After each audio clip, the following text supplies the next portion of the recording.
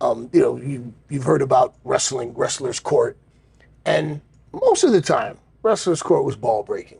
There were times when there were guys who were really out of line, and we handled it in the locker room. It didn't have to go to human resources. Now it's going to human resources if you handle it in the locker room.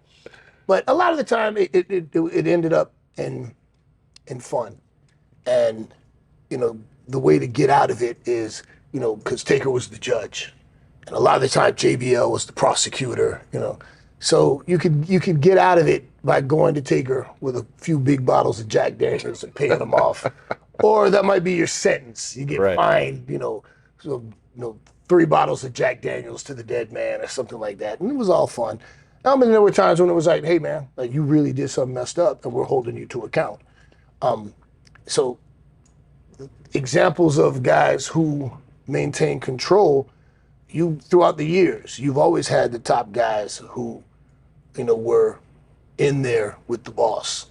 And if they didn't like you, or they felt threatened by you, they would use their influence to try to get you, demoted or fired or pushed out, or to get, the booker or the owner to have a bad opinion of you.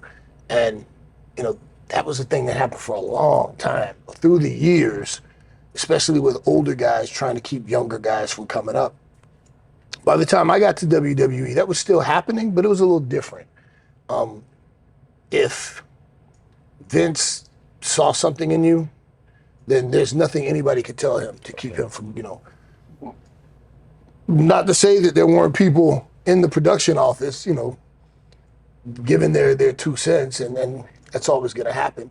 Some guys were able to overcome that and still shine, and some guys weren't.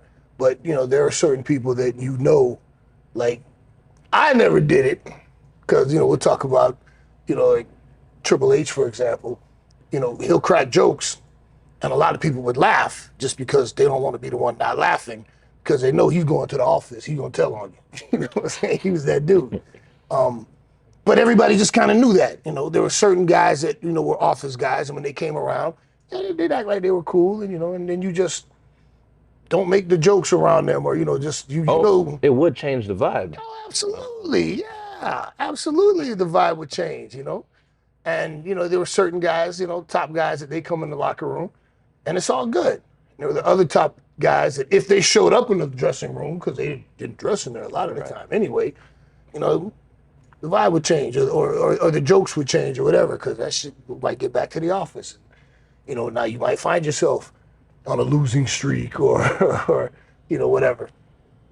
But that dynamic has always existed, and the short version is the locker room leaders who maintain control with respect are the ones that are revered, and the ones that maintain control because of their influence in a negative way over your career or your position on the card, it's a different game.